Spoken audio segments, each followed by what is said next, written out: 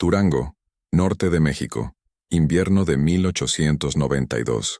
Ese año, la ciudad aún vivía del carbón, los caballos y la promesa de una nieve que nunca superaba la amenaza.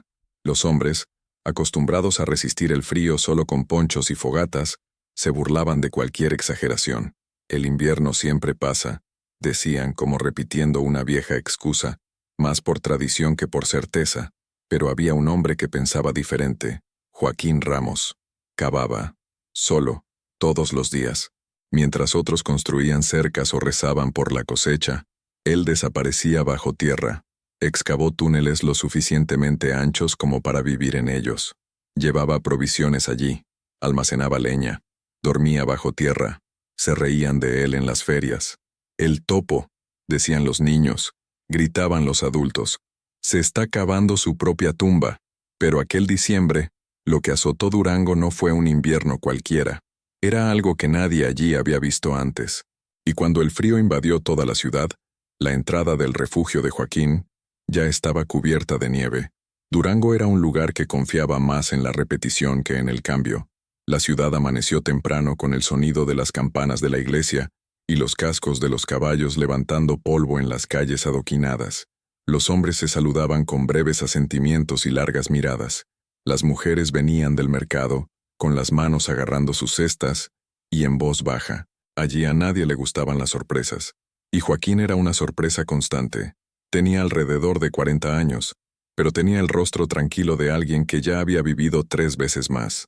Vivía en una pequeña cabaña, lejos de la carretera principal, pero lo que realmente llamaba la atención era el agujero, una abertura en el suelo, reforzada con madera, como la entrada de un pozo, pero lo suficientemente profunda como para tragarse a un hombre entero. Fue allí donde comenzó el rechazo. Una mañana, al final de la misa, el padre don Andrés comentó en voz alta: «Un buen cristiano edifica hacia arriba, no hacia abajo». El comentario se convirtió en semilla. Y la ciudad, terreno fértil para el juicio. Joaquín no contestó.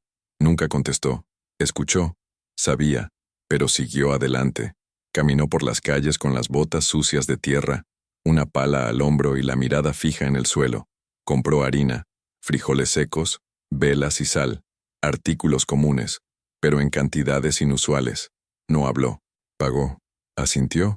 Y se fue. En la feria los chistes tomaron forma. Si el mundo se acaba, el topo ya tiene casa, ¿no? ¿Espera encontrar allí oro o podredumbre? El carnicero, un hombre corpulento llamado Mateo, fue directo un día. ¿Perdiste a alguien ahí abajo, Ramos? ¿O quieres que te entierren vivo? Joaquín simplemente miró. No respondió. Regresó a su refugio, como siempre, y allí abajo, lejos de miradas indiscretas y del desprecio, continuó su trabajo. Apuntaló las paredes con tablones de roble, creó compartimentos, un rincón para dormir, otro para almacenar, y otro con una pequeña chimenea improvisada y un respiradero camuflado con piedras en la cima de la colina. Pero lo que él sabía, nadie más lo sabía, y lo que él temía, nadie más lo temía. Un viejo minero antes de morir le había dicho algo años atrás: «El hielo está volviendo, Joaquín, igual que en 1830, pero nadie lo recuerda, porque quienes lo recuerdan están muertos». La frase resonaba en su cabeza cada vez que el viento cortaba de forma diferente. Cada invierno, Joaquín reforzaba un nuevo muro, acumulaba más comida, profundizaba.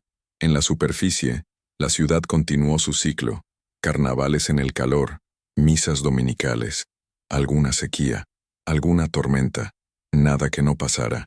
La fe era fuerte, la rutina aún más fuerte. Pero ese año, el invierno llegó temprano. A principios de noviembre, los vientos cambiaron de dirección. Las primeras nevadas llegaron 3 semanas antes de lo habitual. «Ya pasará», dijeron. Pero Joaquín reforzó el techo de la entrada, añadió más leña al acopio, y cavó otro metro, en silencio.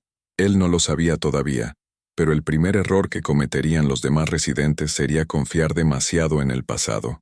Y ese error les costaría caro, antes de lo que imaginaban. La decisión se tomó en silencio.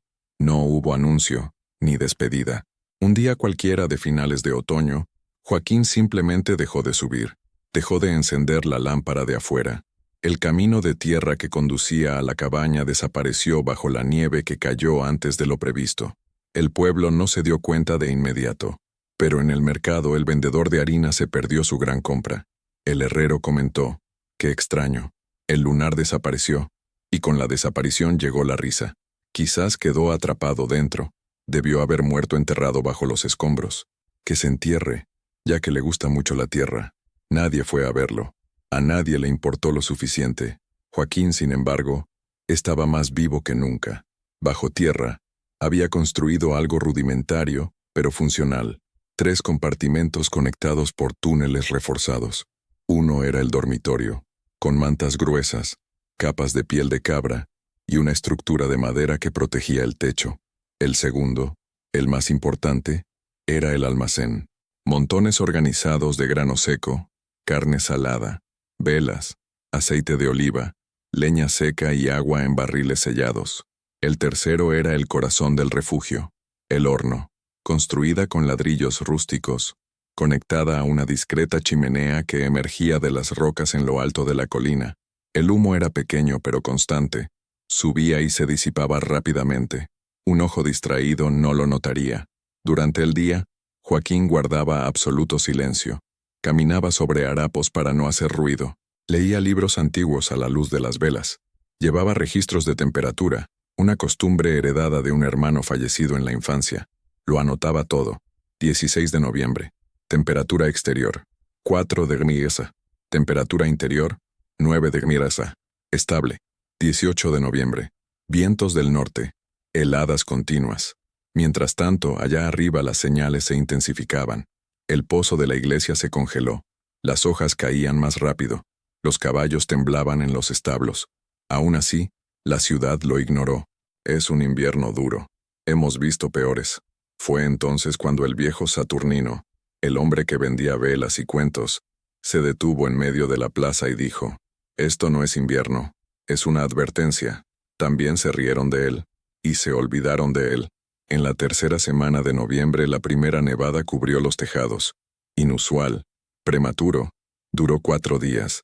Sepultó la carretera principal. 3 casas se derrumbaron. Un niño fue encontrado congelado dentro de un granero. El pueblo empezó a notarlo, demasiado tarde, pero aún así se burlaron de Joaquín. «Apuesto a que el topo se está riendo ahí abajo. Esto es, si todavía está vivo». Y así fue, y él escuchó, desde lejos.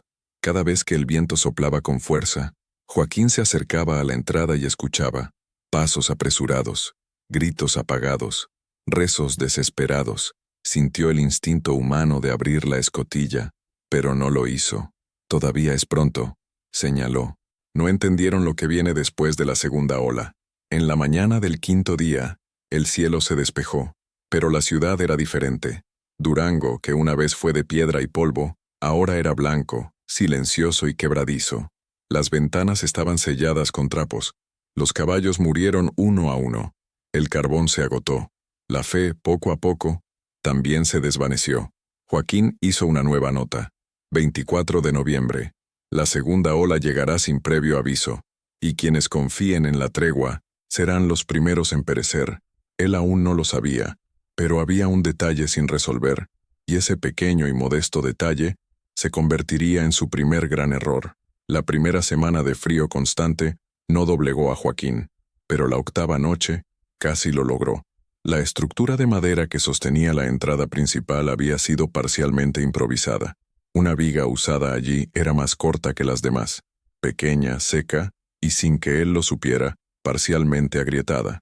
Con el paso de los días, el peso de la nieve se había acumulado sobre la cubierta de madera y tierra.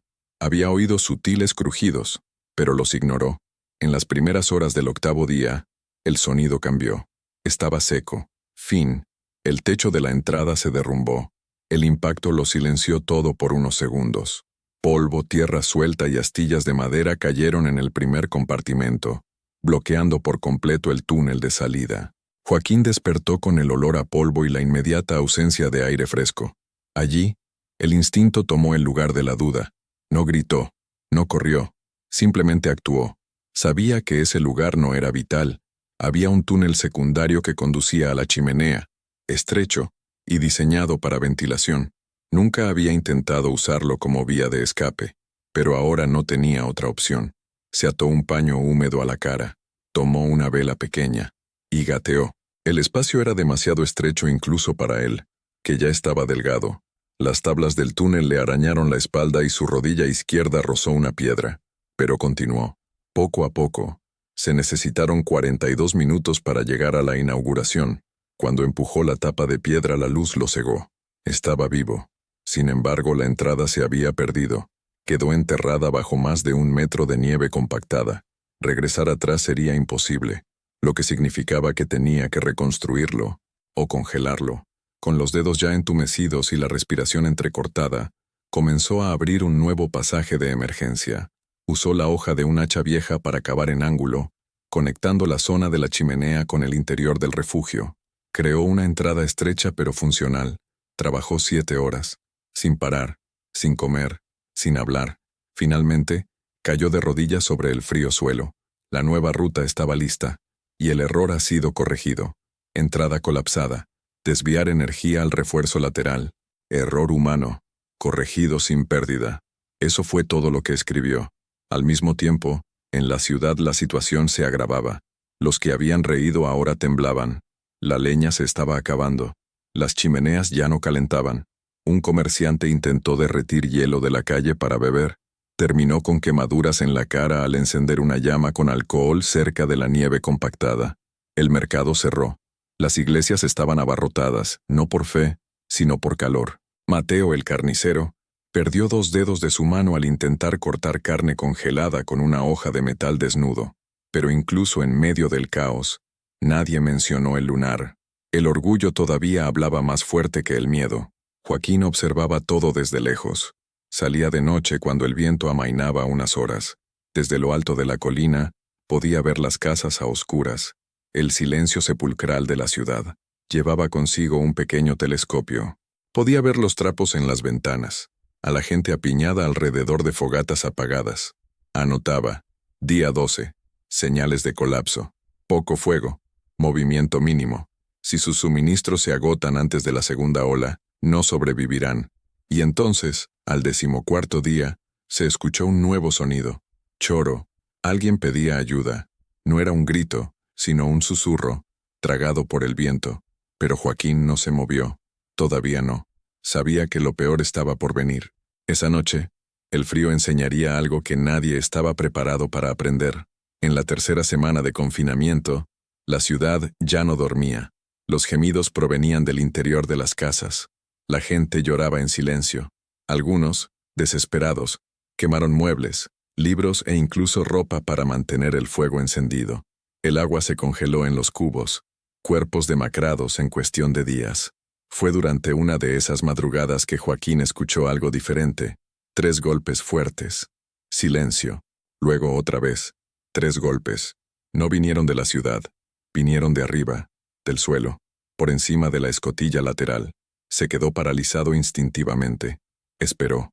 Escuchó. Una vez más. Toc, toc, toc. Se levantó lentamente. Apagó la llama de la vela y presionó su oreja contra el techo reforzado. Una voz débil, casi tragada por la nieve. Ayuda. Por favor. Alguien. Silencio. Entonces otra voz. Pequeña. Cuando era niño. Mamá. Tengo frío. Ella era una mujer. Y una niña. Y ellos estaban afuera. Joaquín cerró los ojos. Pensó en las reglas que había escrito para sí mismo meses antes. No abrir. No salir. No ayudar. Sobrevivir es resistir al instinto. Pero esa voz atravesó la piedra, la nieve y la convicción. Era humano. Era vida en agonía. Agarró la pala corta. Subió por la trampilla secundaria. Afuera, el cielo estaba blanco. El viento era fuerte, pero había una pausa, un resquicio de silencio entre las ráfagas. Cavó rápido, desesperado, sin decir palabra. La tierra y el hielo cedieron. La luz de las velas iluminó 2 rostros acurrucados. Una mujer de unos 30 años y una niña envuelta en una manta empapada. Eran vecinas. Dolores y la pequeña Lita. Joaquín no los veía desde octubre. La mujer simplemente miró. No suplicó. No dio explicaciones. Solo dijo: ella no puede soportar otra noche más. Joaquín no respondió. Extendió la mano. La ayudó a bajar. Primero a la niña, luego a la madre. Ambos temblaban tanto que apenas podían hablar. En la cámara central del refugio, separó las mantas, encendió una nueva vela y calentó una olla con agua tibia. La niña lloraba suavemente. La mujer, en silencio, simplemente se frotaba las manos, intentando recuperar la sangre. Durante 3 horas, nadie dijo nada. Joaquín hizo breves notas. 2 personas refugiadas. Temperatura corporal crítica, estabilizándose. Pero esa decisión tuvo un alto precio.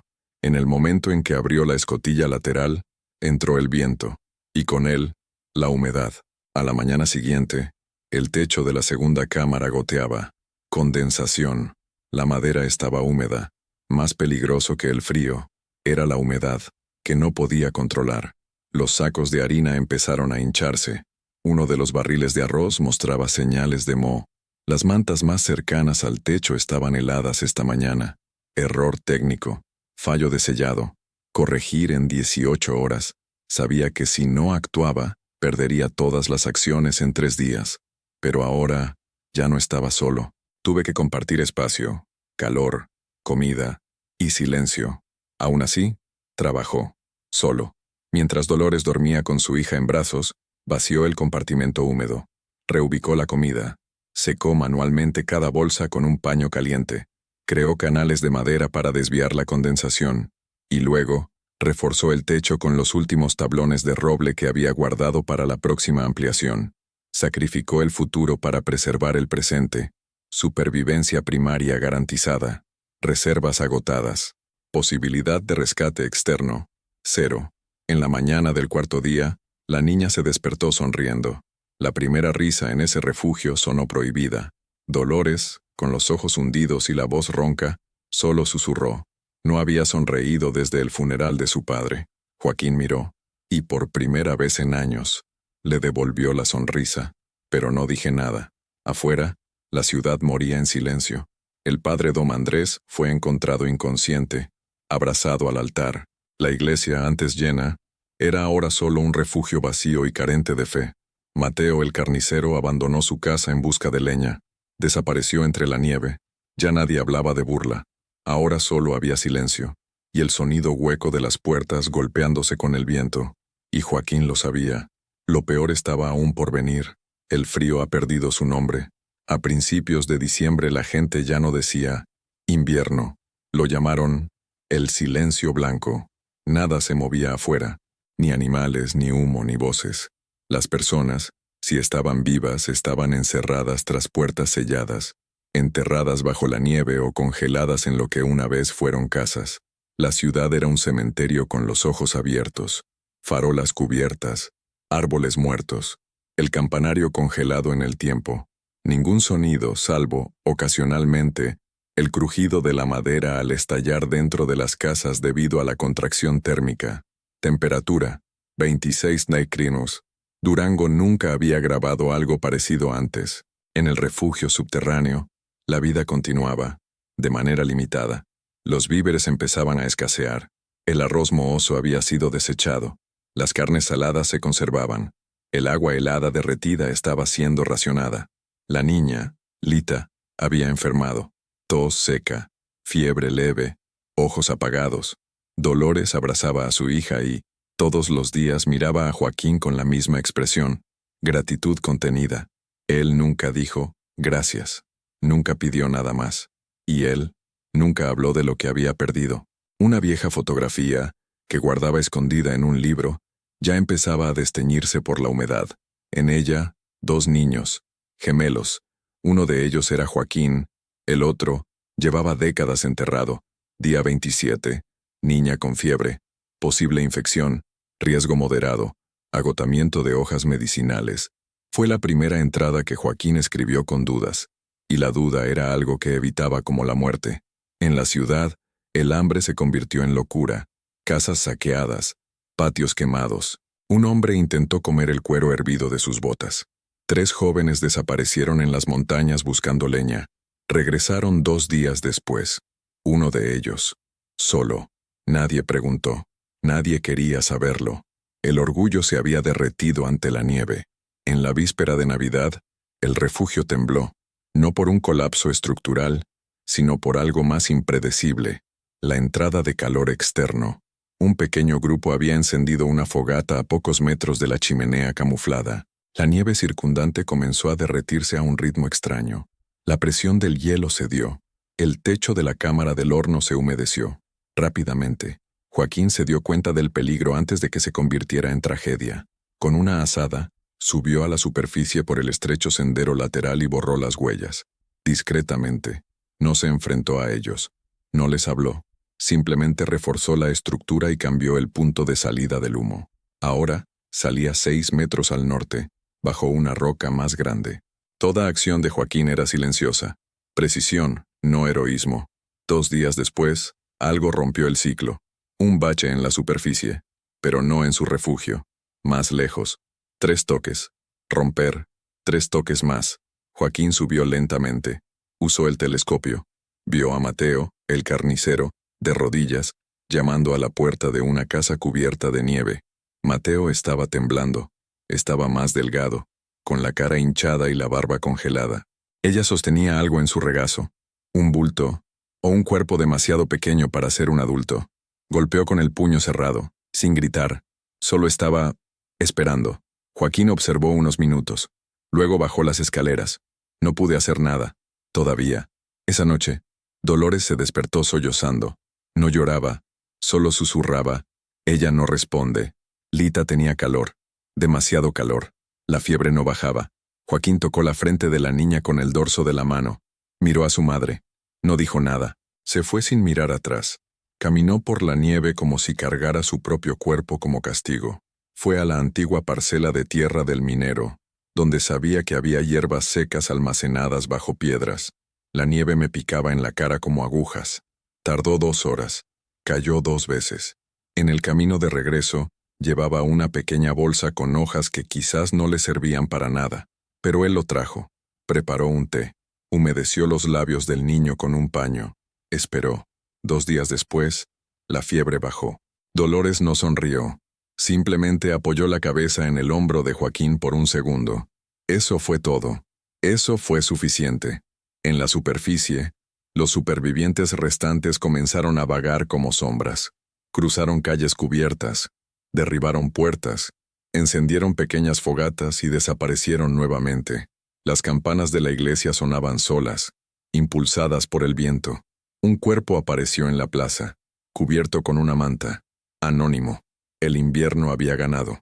Pero no todos habían sido derrotados. En la segunda semana de enero, el frío amainó, pero no la ciudad. Durango estaba destrozado. El viento, más calmado, reveló lo que la nieve había ocultado: techos derrumbados, rastros de sangre seca, pistas de trineo improvisadas con puertas arrancadas. Pero lo más aterrador era el sonido, o mejor dicho, su ausencia. La risa de los niños, las campanas de la iglesia, el silbato del herrero, todo había muerto semanas antes. Y fue en ese silencio que Joaquín escuchó el golpe. 3 toques. Luego, 2. Un intermedio. Y un toque más.